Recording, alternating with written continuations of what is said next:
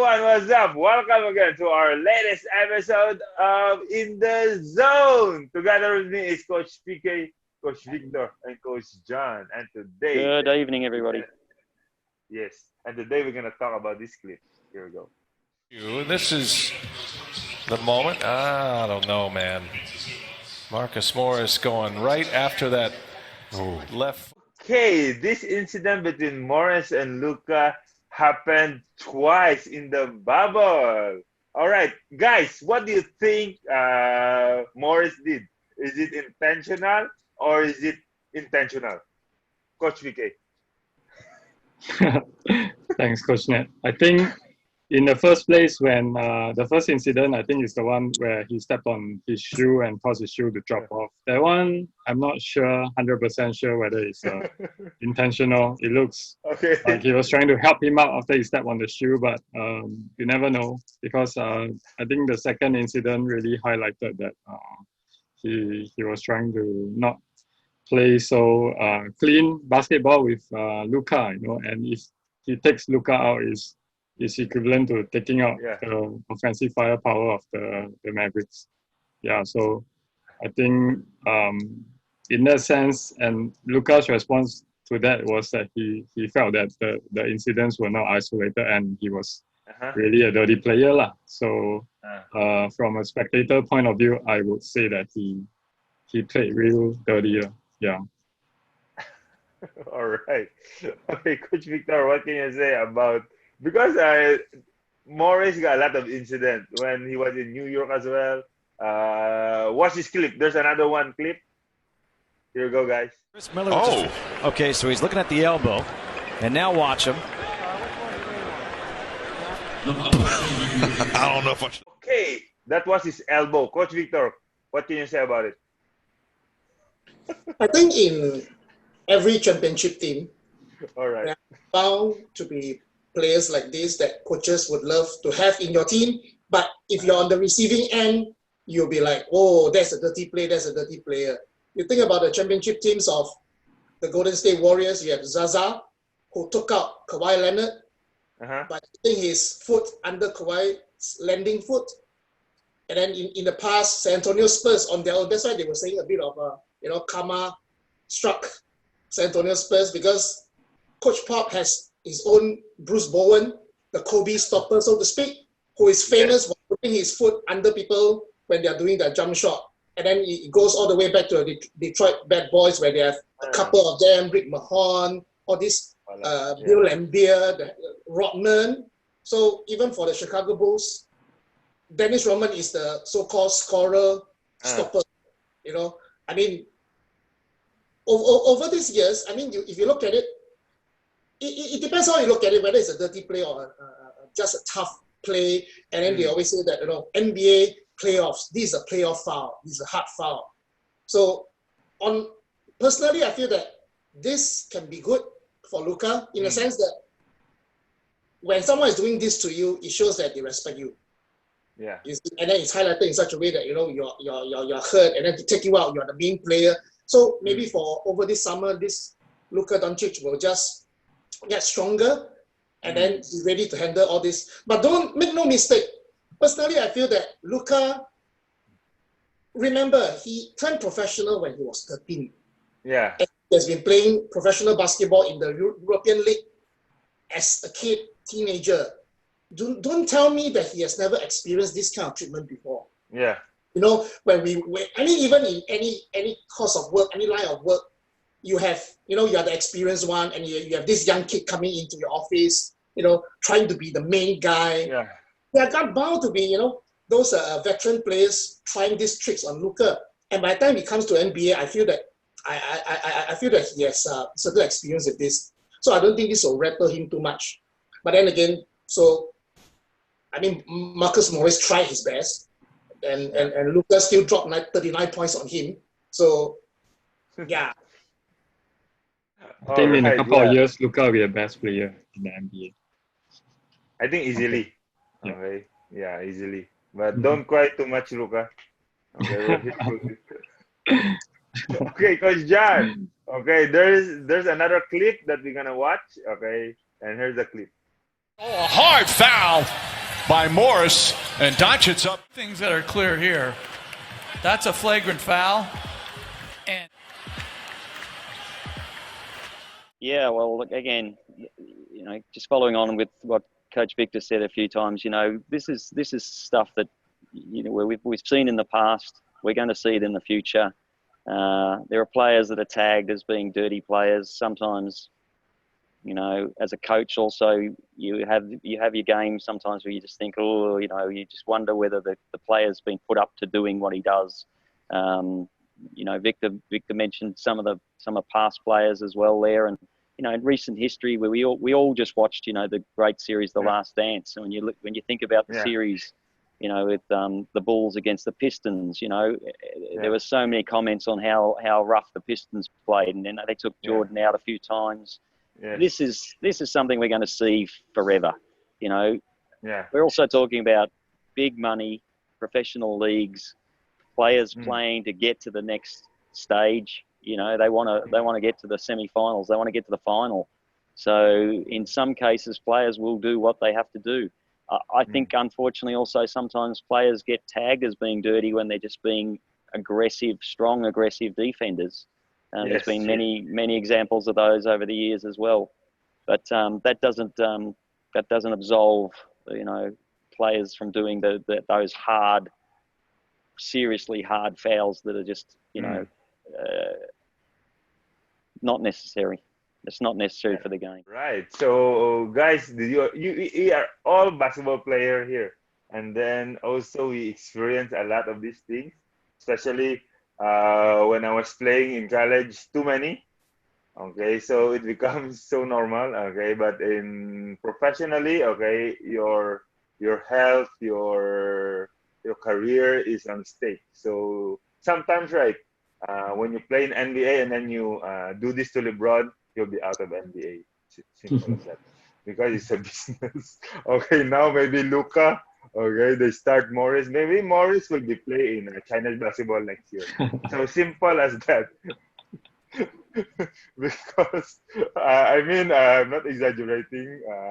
It always happens. Okay, because we all know that NBA is entertainment. Okay, but honestly, all basketball players go through this because there's really this kind of basketball player while we are playing. Yeah, correct me if I'm wrong. That's why, guys, if you're watching this, you need to comment. Okay, maybe you experience some dirty players that you played. Put his name on and tag him. Okay, so we can talk about it. Perhaps we won't go that far, mate, with naming people, but I can share a story when I played. When I was playing, the dirtiest thing that ever happened to me was I was posting up, I think, in a low post, and all of a sudden I felt a hand underneath my shirt, and a player I was only 17 or 18 years old, and the player I was playing on gave me a nipple cripple. I don't know if people understand what that is. That the guy grabbed my nipple and twisted it. He slipped his hand up underneath my shirt, and I thought, what's going on here? And as I said earlier, these things happen. You can't control what other people do. You get a surprise when something like that happens. But these are the things that do happen. Are you sure it happened on the basketball court? Absolutely, yes. Absolutely, it was definitely on a basketball court. But that same team that I played in, I also witnessed something of one of my teammates, which I was a little shocked that he did it, and he used to do it more than once. It was just as 3-point shooting came into our leagues in Australia when I was playing in Australia, and the young man in question, he would race out at anybody shooting a 3-pointer, and the very first time he would lead out with his hand, with his fingers, and basically poke his fingers into the player's stomach. And he did it on purpose. And he was fine. Yeah. In his mind, he was fine doing it. He actually was happy to get his first foul, because every other time afterwards, he would race out, put the hand out, but wouldn't make contact. And the players trying to shoot their 3-pointers would flinch and usually miss their shots. And, that's dirty play. That's you could say it's cheating, but again, some of us get so competitive, we're willing to break rules. We're willing to break the rules on purpose to get what we want. It doesn't make it right. But as a coach, I've been very mindful over the years to try and always encourage my students to always play fair. Win when you can is a bonus, but play fair and respect your opposition as well. All right, and also I want to shout out to my teammate last time. He's in the history of NCAA, called Bad Boy Din Apor. All right, when you see his clips, right? So 10 of you go down to the other court. When you return back, there's only 9 left. Always end up to the ground, and then the person that ends up to the ground is always the star player. So he's always doing this, and I believe it's not coincidence. It's on purpose. Okay, Dinapor, I will tag you later. Okay, so and he know it himself, and then he won't deny it because he always watch his clip. He's my roommate as well. That's why he cannot complain about this. Yeah. I think there's always a market for players who play with such tenacity, and throughout history, like what Coach Victor pointed out, your Rodmans, your Bruce Bowens, your Bill Lambiers, all these are the guys that you depend on to guard the opposition's best player, or to just strike fear into the opposition. They don't know when this guy may strike. As long as he's near them, they wouldn't dare to do things that are too risky, so to speak. Yeah. But I think there's a fine line between being a tenacious defender and a dirty player. So, yeah. All right, guys. And today we got to know more about Coach Gary. And here's the clip. Hello everybody, welcome again to our coaching edition in the zone. Today, together with us is Coach Gary, Coach G. All right, thank you so much for being here today, Coach Gary. Sure. What's up, everyone? Hello, this is Coach Gary here. All right, so Coach Gary, before we start, we want to know about how did you start coaching? I started coaching when I was pretty much like 22 years old, a few years ago. So I get to know basketball when I was very young, 17, not so young for some of us. But once I got into basketball, it's hard to let it go. But since our body can't take it, give it to the younger ones. So now you decided to become a full-time coach in SG basketball, right? Yep. So anybody that influenced you to become a coach? Actually, a lot of old coaches. You can name few, like 2, 1. Few of the coaches will be coaches from my previous club, or even from the club that I just started. Which is two main clubs, which is Ming Yi and Tong Wai. These 2 clubs are the coaches down there. I learned a lot from them. Inside the court, outside the court, both. Wow! So can you share to us the characteristic or things that you learned as a player, as a coach? Things that I learned as a player is always perseverance. Never say die spirit. Wow. Okay, so you shared about being a player and a coach. Let's talk about your achievements as a player. When did you start and your journey throughout that years? Actually, my first school team was when I was in Polytechnic. So it's like pretty late for basketball players in Singapore. Yes. So my achievement as a player is to have a good team in the Polytechnic and also to win a championship from the IBP. From IBP, you got a championship from IBP. And what else tournament did you join when you are a player? When I was a player, I joined during the first starting point. I was just playing for schools. After that, I'm going to clubs, and I'm fortunate to have a few opportunities to play, locally and also overseas. Okay, locally, like NBL, right? Yeah. NBL, the top league here in Singapore in terms of semi-pro. Okay, can you share to us what other leagues did you join? In Singapore, there's not a lot of leagues. For us, it's community games. So that's one of the few so-called major leagues, bigger leagues in Singapore. But besides that, most of the leagues I joined is actually quite minor. There's a small league, neighborhood type. Oh, all right. But I saw you last time. You played in Pro-Am. In Pro-Am, and then also I saw also in your Instagram you played in Japan. Can you tell us more about it? Playing overseas is actually fun. Okay, I actually love it because of the intensity. The game is totally different. The way the referee called the game is even different. Yeah, Yeah, so I think there's a lot more contact, and physical-wise, Asian, local, Yes. he tends to lose out. So Yes. there's a lot more to learn. Wow. Yeah. Okay, any achievements as a player? Achievement as a player, I would say I really learned a lot on and off the court.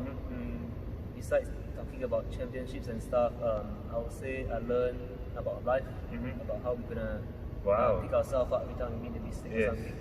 All right. And then as a coach? As a coach, Experience. Yes.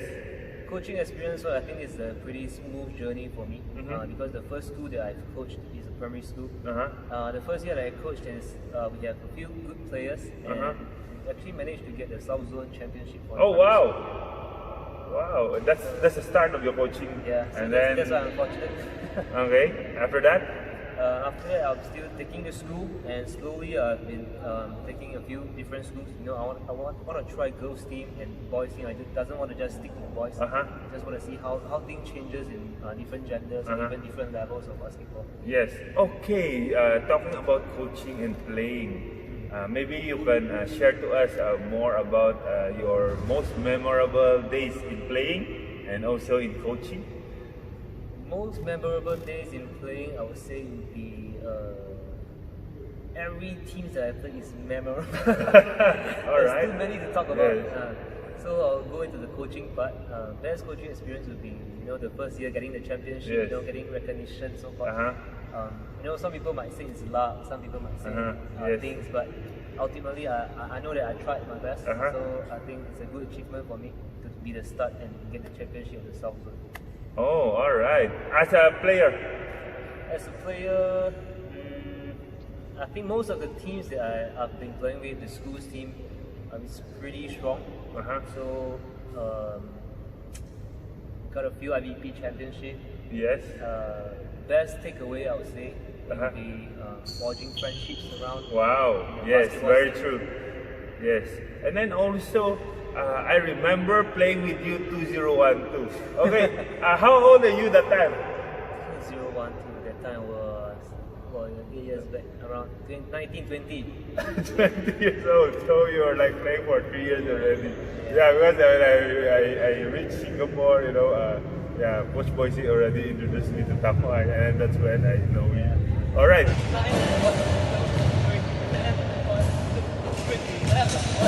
Okay, closing question for you, Coach Gary. Okay, for those who want to be a player and for those who want to be a coach, anything to advise them or say? I think if you want to be a really good player, it really comes deep down from the heart. It's not only you talk, you say that you want to be, but actually you need to give up something, your own time, playing games and stuff, and really train correctly. Yes. And not just train and strain yourself. It's all in the heart, I think. To be a good player, find a good coach. Where. SG basketball. Yes. As a player, that's it I want to say. As a coach, I think there's a lot of coaches out there, a lot of young coaches, old coaches. I think as a coach, you really need a lot of freshness. You need things to spice up your game. Yes. Everybody is doing the same thing. Students will get bored. Yes. So we need to. Some people will call it copy. But I would say implementing, we're taking some from here, taking some from there.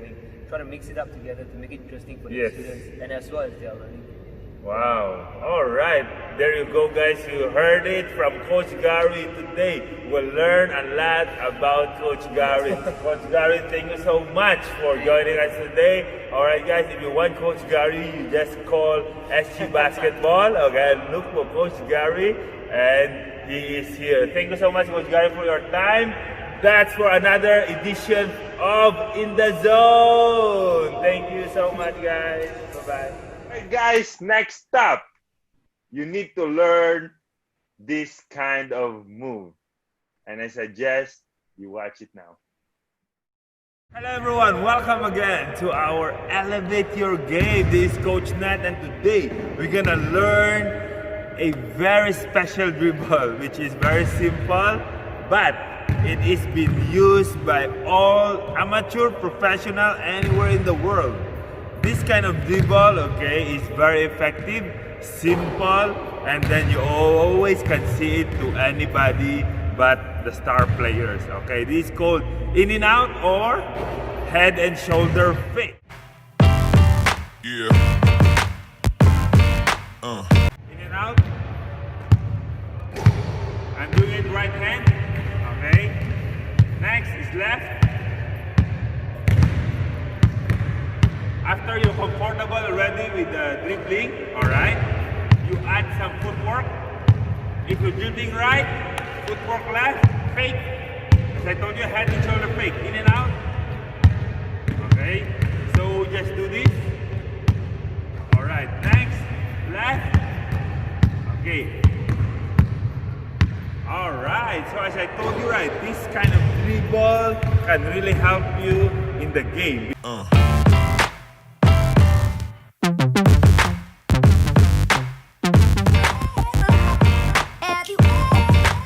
Because this is the most simple and very effective, okay, dribble that you can do in the real match.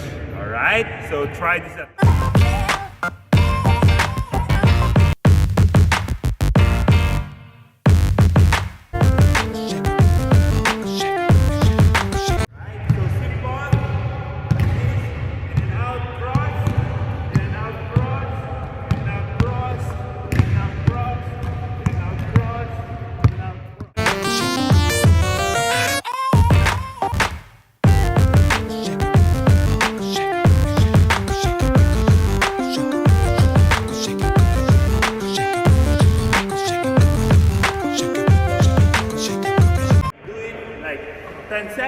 Alright, and then we're gonna go a bit more advanced. Right? You're not doing the leg, and you're not doing the leg, you're not doing the leg,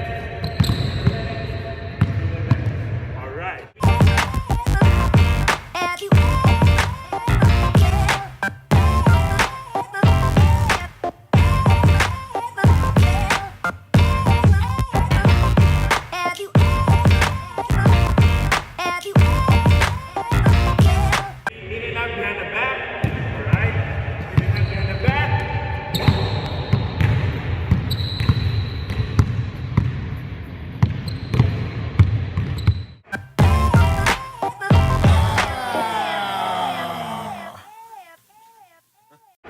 Your in and out dribbling skills, and that's for elevate your game, guys.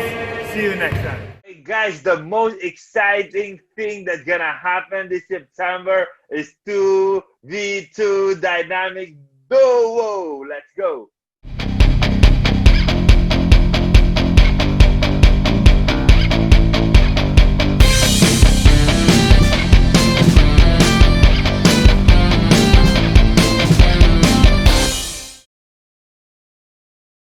Guys, Golden Challenge is spectacular. You need to watch this.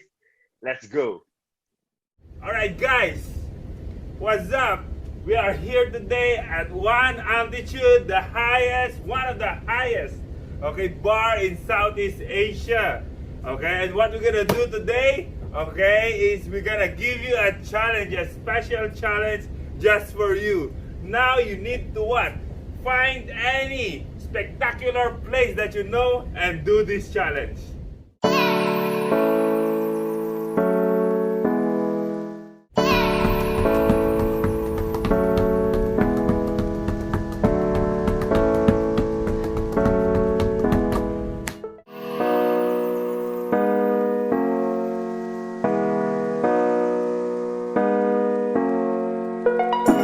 And that's the challenge.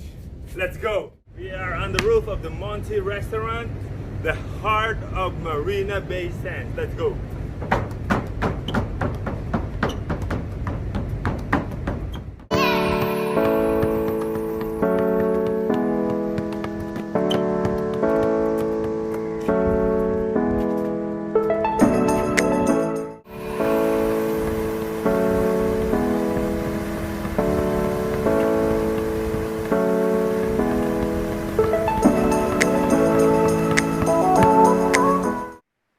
Guys, we have a surprise for you. We just made your life easier through our new app. And here's the clip.